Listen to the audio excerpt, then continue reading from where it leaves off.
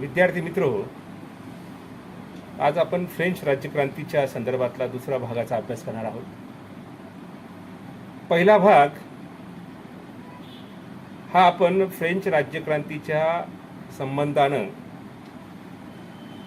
फ्रान्सच्या एकंदरीत पार्श्वभूमीचा अभ्यास केला. त्याच्यामध्ये फ्रेंचची राजकीय परिस्थिती, सामाजिक परिस्थिती, आर्थिक परिस्थिती आणि फ्रेंच राज्यक्रांतीच्या दरम्यान काय घटना घडल्यात या संदर्भाचा सखोल असं विवेचन आपण मागच्या लेक्चरमध्ये केलं. या लेक्चरमध्ये फ्रेंच राज्यक्रांती झाली, माणसाचा मूलभूत हक्काचा प्रस्ताव पारित झाला आणि प्रस्ताव पारित झाल्यानंतर त्यांच्या संविधानामध्ये काय काय बाबी होत्या आणि नंतर काय काय घडलं या संदर्भाने आपण अभ्यास केला. मित्र, तर नवीन संविधान जे तयार झालं ते राष्ट्रीय सभेनं या नवीन संविधानाचं जे तयार केले त्याचे काही महत्त्वाचे वैशिष्ट्य होते की ज्या राजाच्या विरोधामध्ये ही क्रांती केली ते राजपद मात्र कायम ठेवलं, परंतु राजाचे सगळे अधिकार हे काढून घेण्यात आले होते.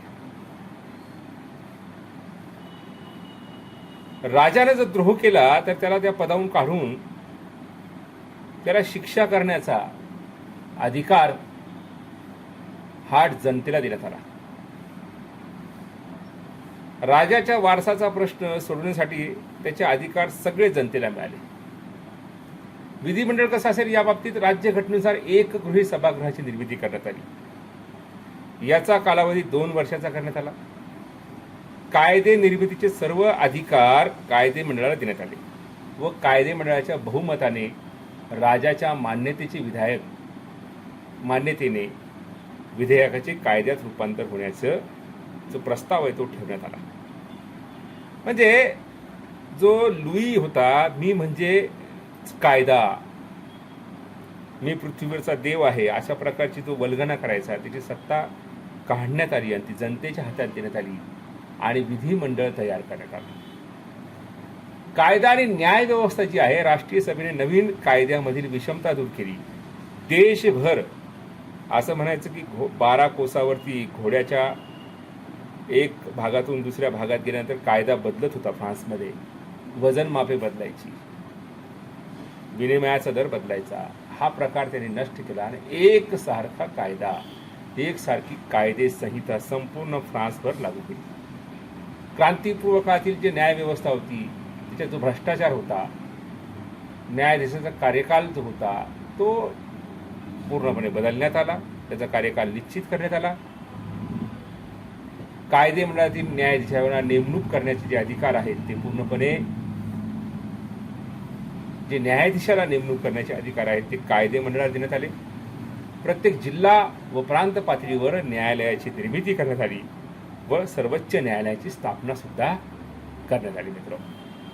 नंतर आपण म्हणतो प्रशासकीय व अन्य सुधारणाही त्या काळात करण्यात आली. एकूणच जे समान फ्रान्सचे 83 प्रांत निर्माण करण्यात आले, ज्याला आपण 83 प्रांत निर्माण झाले. त्याच्यामध्ये जिल्हा, तालुका, ग्राम असे विभाग त्या प्रांतामध्ये निर्माण करण्यात आले. त्याला प्रशासकीय कारभार सुरळीत पार पाडण्यासाठी अनेक अधिकाऱ्यांच्या नेमणूक केल्या गेल्या.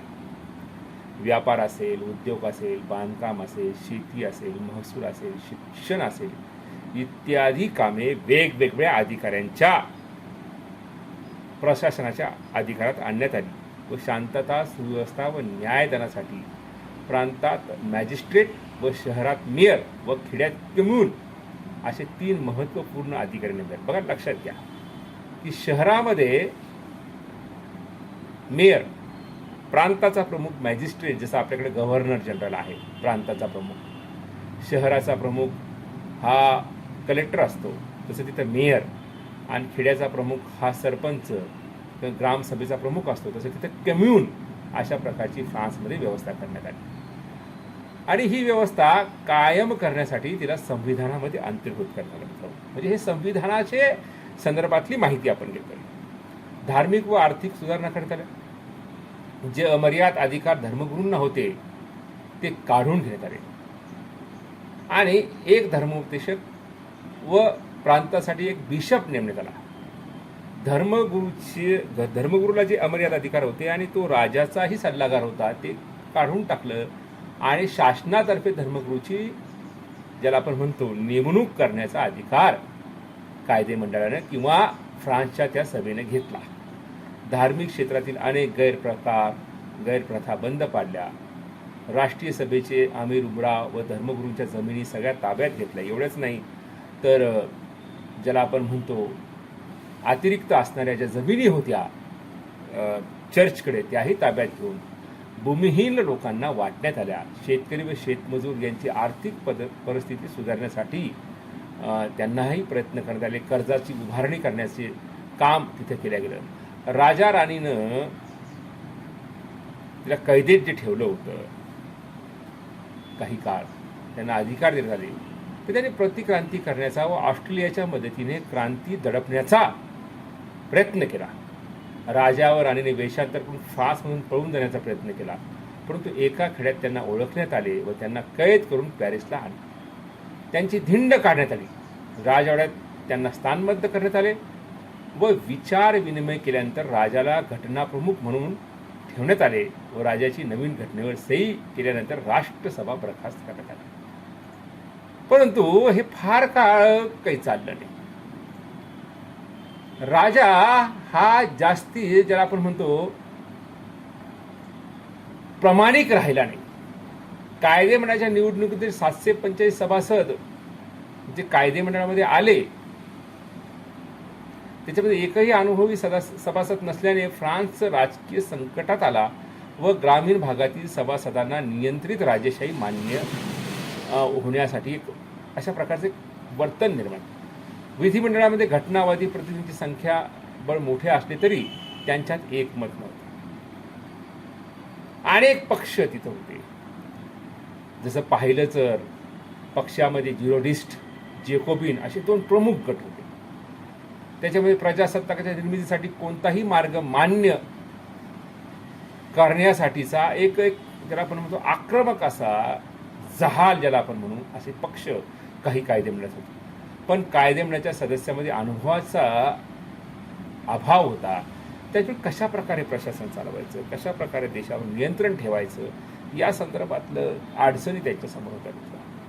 आणि म्हणून आपण बघतो की फ्रान्सचे ते न चालल्यामुळे कायदे मंडळाने ऑस्ट्रेलियाविरुद्ध युद्ध पुकारलं. युद्धाची तयारी नसल्याने फ्रान्सला सर्वत्र पराभव होऊ लागला. 16 लुईने युरोपियन देशाच्या मदतीचे आव्हान केले. त्यामुळे फ्रेंच जनता खवळली. जनतेने राजवाड्यावर हल्ला करून राजा राणीस कैद केले व राजघटना रद्द करून कायदे मंडळ बरखास्त केले व नवीन निवडणुका घेऊन नॅशनल कन्व्हेन्शनच्या हातात सत्ता दिली. आणि नंतर आपण बघतो की राजाला जनतेसमोर गिलोटीनवर त्याचा वध करण्यात आला. हे चित्र, हे जे पिक्चर आहे हे तुमच्या समोर मी ठेवतोय. त्याच्यामध्ये राजाच्या मृत्यूनंतर त्याचं शिर जे आहे ते कापून जनतेला दाखवलं. वास्तविक पाहता राजाला ज्या वेळेला गिलोटीनवर सोडवण्यासाठी नेत होते तर राजाला असं वाटलं की मी जनतेला कन्व्हिन्स करून घेईन आणि जनतेला माझ्याकडे ओळेल. काही जनतेमध्ये थोडासा राजाविषयी आदरभाव होता, असं नाही ना, पूर्णपणे आदरभाव संपला होता असं नाही. काही लोकांमध्ये तो आदरभाव होता. परंतु विधिमंडळाचे जे सदस्य होते, आक्रमक जे डेमोक्रेटिकवादी होते, ज्यावेळेला राजाने भाषण सुरू केलं त्यावेळी त्याने मोठ्याने वाद्य वाजवायला सुरुवात केली, जेणेकरून राजाचं जे भाषण आहे ते जनतेपर्यंत गेलं नाही पाहिजे. आणि मग नंतर गडबडीमध्ये त्याचा गिलोटीनवरती शिरच्छेद करण्यात आला. मग नॅशनल कायदे मंडळ बरखास्त करून नॅशनल कन्व्हेन्शन हे सत्तेवर आलं. त्याच्यामध्ये अनेक गुंतागुंतीचे प्रश्न त्यांच्यासमोर होते. राजाला देशद्रोही ठरवून त्यांना जाहीर फाशी देण्यात आली. राजाची शिक्षा कमी करण्यासाठी काही लष्करी अधिकाऱ्यांनी प्रयत्न केला. स्पेनच्या राजाने त्याला आश्रय देण्यास मान्य केले. राजसत्तावादी पक्षाने फाशीला विरोध केला, परंतु त्याचा काहीही उपयोग झाला नाही. लष्करी सामर्थ्यात वाढ करण्यासाठी कॅरनॉटच्या नेतृत्वामध्ये परकीय आक्रमण परतवणे तसेच परकीय आक्रमणाची भीती होती. त्यासाठी वटहुकुमाद्वारे फ्रान्समधील सर्व तरुणांना सैन्यात भरती होण्याची सक्ती केली गेली.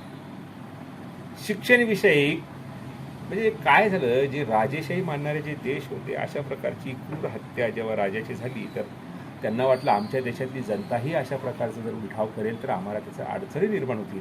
म्हणून तरी राजाला मदत करण्याचा प्रयत्न बाकीच्या युरोपियन देशांनी, ऑस्ट्रेलियाने करण्याचा प्रयत्न केला. परंतु तो बिमोड करण्यासाठी, म्हणजे आक्रमण फ्रेंचवर होईल आणि होण्याची शक्यता होती, त्यासाठी फ्रान्सने आपली शक्ती वाढवण्याचा प्रयत्न केला. मित्र, शिक्षणाचे माध्यम हे फ्रेंच ठरवण्यात आले. अनेक ठिकाणी तांत्रिक शाळा, ग्रंथालये सुरू करण्यात आली. आपण बघतो की शिक्षण हेच देशाच्या प्रगतीचं सर्वोत्तम साधन आहे. आणि मग फ्रान्सच्या ज्या नॅशनल कन्व्हेन्शन आहे त्यांनी शिक्षणाला महत्त्व दिलं. सर्वत्र तांत्रिक शाळा, प्रायमरी शाळा ज्याला आपण म्हणतो ते उघडल्या आणि मातृभाषेतून शिक्षण देण्याचा प्रकार त्यांनी केला. नव्या राज्यघटनेच्या निर्मितीमध्ये पूर्वीची राज्यघटना स्थगित ठेवली व विधिमंडळ हे द्विगृही करण्यात आले. पहिले एकगृही विधिमंडळ होतं कायदे विधिमंडळाच्या, आता नॅशनल कन्व्हेन्शननं द्विगृही विधिमंडळ केलं. सभागृहात 250 तर कनिष्ठ सभागृहात, वरिष्ठ सभागृहात 250 तर कनिष्ठ सभागृहात 500 सदस्य ठेवण्यात आले. कार्यकारी मंडळ म्हणून संचालक मंडळाची नियुक्ती केली व आणीबाणीच्या प्रसंगी राज्यकारभार पाहण्यासाठी सार्वजनिक सुरक्षेची समिती निर्माण केली. धार्मिक स्वातंत्र्याची हमी प्रत्येकाला देण्यात आली. क्रांतीला विरोध करणाऱ्याची मालमत्ता जप्त करणं. क्रांतिकाळात काही उमराव धर्मगुरू देशाबाहेर पळून गेले होते. त्यांना परत येण्याचे आव्हान करून बरेच जण परत आले नाही. त्यामुळे त्यांची मालमत्ता जप्त करण्यात आली. त्यांच्या जमिनी शेतकऱ्यांना विकण्यात आल्या. त्यांना जमिनी विकत घेता याव्यात म्हणून खरेदीची रक्कम भरण्यास 10 वर्षाची मुदत देण्यात आली. सरंजामी हक्क पूर्णपणे नष्ट करून टाकले. कारण का डेमोक्रेटिक क्रांती झालेली आहे, त्याच्यामुळे सरंजामशाहीला अंत, राजेशाहीचा अंत हे त्याचं ब्रीद होतं. त्या सत्तेचं त्याने ते केलं. अन्नधान्याच्या किमती निश्चित करण्यात आल्या. गरीब लोकांना नॅशनल कन्व्हेन्शनने धान्य, वैरण यांच्या किमती ठरवणारा कायदाच पारित केला. त्यानुसार वस्तूच्या किमती, वैरणीच्या किमती, मजुरीचे दर, जीवनोपयोगी वस्तूच्या किमती पूर्वीच्या किमतीपेक्षा 1/3 वाढवल्या व मजुरीचे दर 50% वाढवले.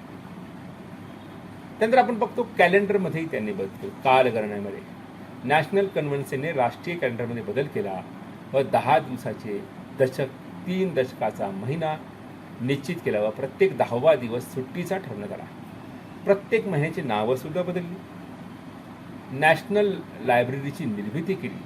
नॅशनल कन्व्हेन्शनने normal school, polytechnics, museum, national library इत्यादी उपयुक्त संस्था स्थापन केल्या. कारण की विचारवंतांचा फार मोठा भाग या क्रांतीच्या पाठीमागे होता. आणि विचारवंत कुठे निर्माण होतात? तर लायब्ररीमध्ये, महाविद्यालयामध्ये, कॉलेजेसमध्ये निर्माण होतात. म्हणून त्या दृष्टीनं त्यांनी आपलं पाऊल पुढे टाकलं. परत या नॅशनल कन्व्हेन्शनने देशातील सर्व कायद्याचे एकत्रीकरण केलं व गुलामाच्या व्यापाराला बंदी घातली, जी लोकशाहीवादी प्रजासत्तेच्या संदर्भात लोकसत्तेच्या विरोधातली भूमिका होती. प्रत्येक व्यक्तीला हक्क आहे, प्रत्येक व्यक्तीला महत्त्व आहे, अशा प्रकारचं जो घाणेरडा जो प्रकार आहे तो बंद करण्यात आला, ज्याला आपण गुलामी म्हणतो, मनुष्यचा व्यापार म्हणतो. स्त्रियांचा मालमत्तेचा हक्क दिला गेला. कुटुंबातील सर्व मुलांना कुटुंबातील मालमत्तेचा हक्क दिला. मेट्रिक पद्धत स्वीकारली गेली. आणि आपण बघतो हे सगळं चांगलं होत असताना मात्र देशासमोर जे अनेक छोटे छोटे जे राष्ट्रीय गट होते त्या गटाच्या संदर्भातला विद्रोह समोर आला. नॅशनल कन्व्हेन्शन पुढे देशभर सुरू असलेल्या बंडाळी, अंतर्गत शांतता, अशांतता, अराजकता नष्ट करण्याचं मोठं आव्हान. यातून मार्ग काढण्यासाठी नॅशनल कन्व्हेन्शनने हंगामी सरकार स्थापन केले व हंगामी सरकारने सार्वजनिक सुट्ट्या समिती व सार्वजनिक सुरक्षा समिती या 2 समित्या स्थापन केल्या. सार्वजनिक सुरक्षा समितीचा डाल्टन हा अध्यक्ष होता. त्यानंतर आपण बघतो रॉबस्पियर, कॅरनॉट, सेंट जस्ट याच्याकडे त्याचे नेतृत्व केलं. या नेत्यांनी एकतंत्री राजवट निर्माण केली. विरोधकांना नष्ट करण्यासाठी दहशतीची राजवट सुरू केली.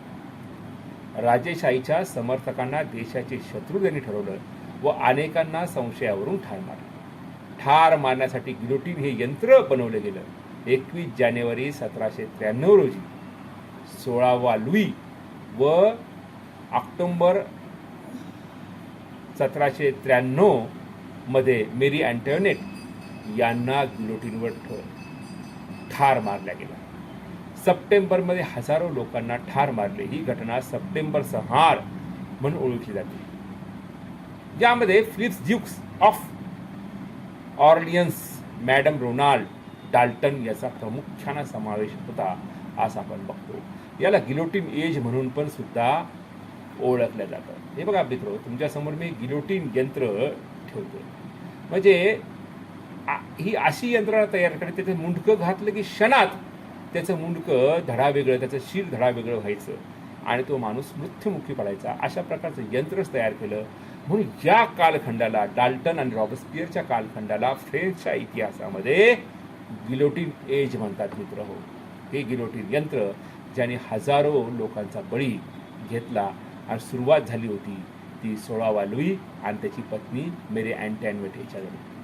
हे आपण बघतोय की 16व्या लुईला धरून गिलोटिनवरती त्याची हत्या करणारं चित्र, आणि हा आहे रॉबस्पियर मित्र.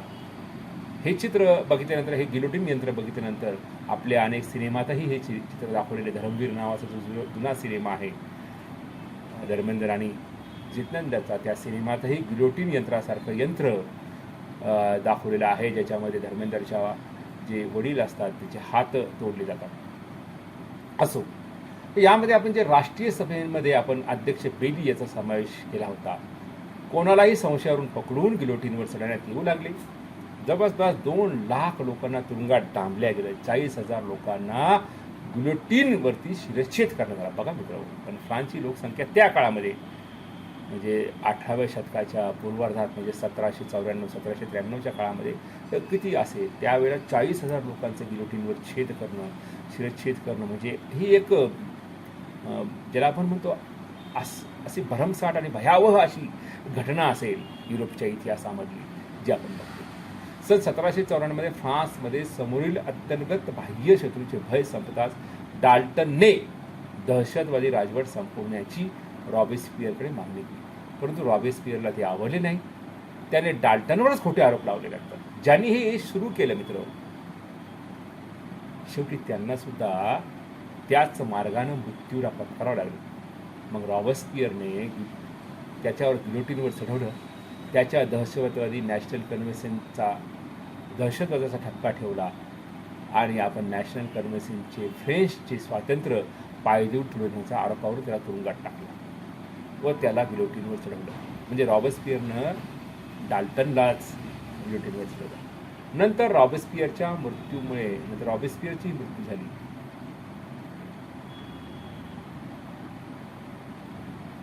आणि रॉबेस्पियरच्या मृत्यूमुळे फ्रान्समध्ये दहशतवादी राजवट संपली. यानंतर सर्व सत्ता संचालकाच्या हाती आली. संचालक मंडळ दहशतीच्या राजवटीनंतर आपण म्हणतो फ्रान्स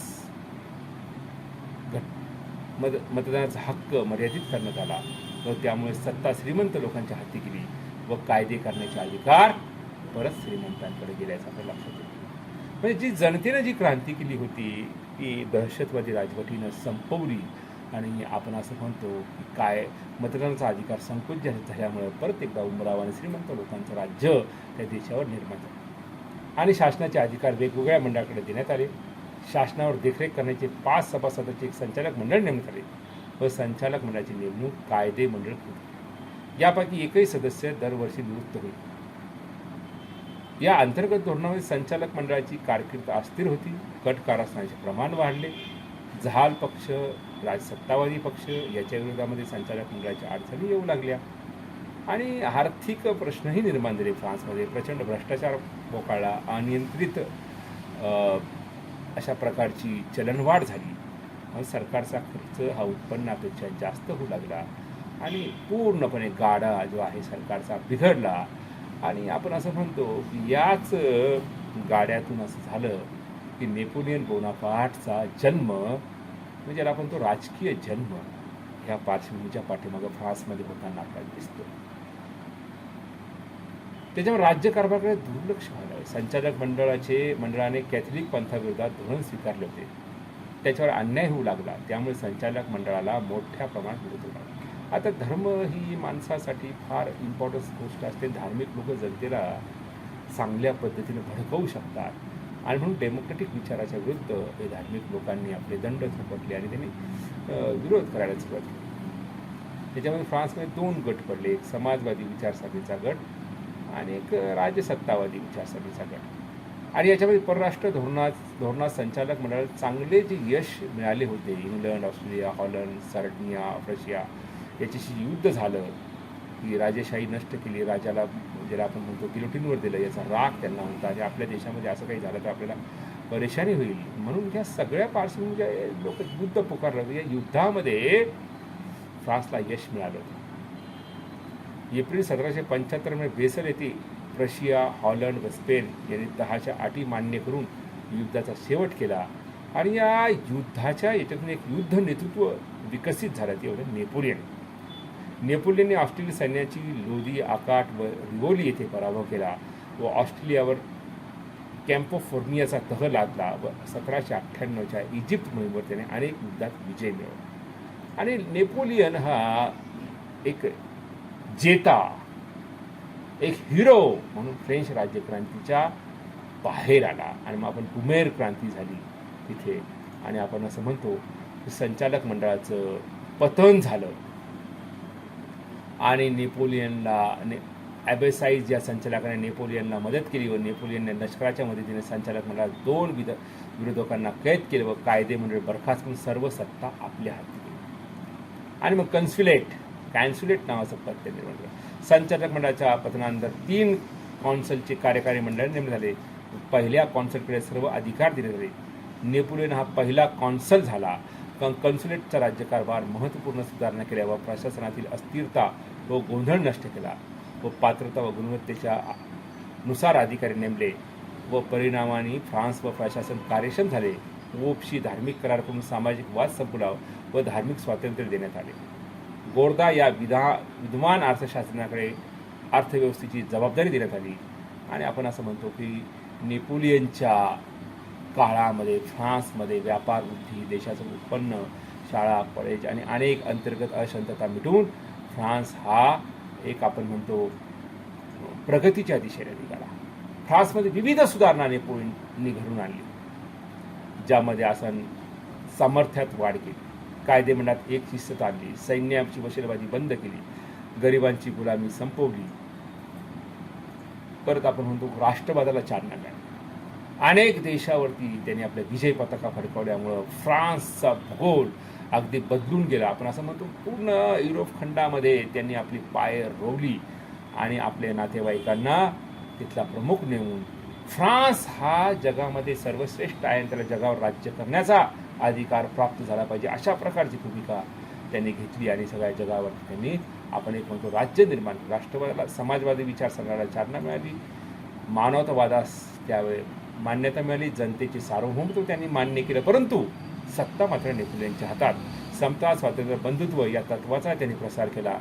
आणि आपण म्हणतो रोमन कॅथलिक चर्चबद्दल सहानुभूती पत्करली, जेणेकरून त्याचा विरोध नष्ट केला व अभिजात व मौलिक साहित्याची निर्मिती केली. म्हणजे आपण असं बघतो की एका अर्थानं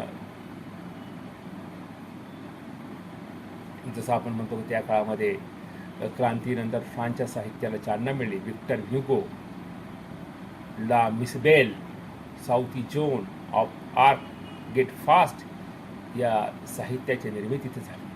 आपण आणि म्हणतो की पण एक लक्षात घ्या, डेमोक्रेटिक सत्ता ही नेपोलियनच्या हातात जाऊन एक प्रकारची राजेशाही तिथे निर्माण झाली असं आपण मित्र म्हणतो. आणि हे जे लेक्चर आहे हे फ्रान्स राज्यक्रांतीच्या संदर्भातलं विद्यार्थ्यांच्या नक्कीच उपयोगी आहे. मित्र हो, तुम्ही हे लेक्चर ऐका, चॅनलला सबस्क्राईब करा आणि याला फॉरवर्ड करा, बाकीच्या लोकांपर्यंत पोहोचवा. धन्यवाद.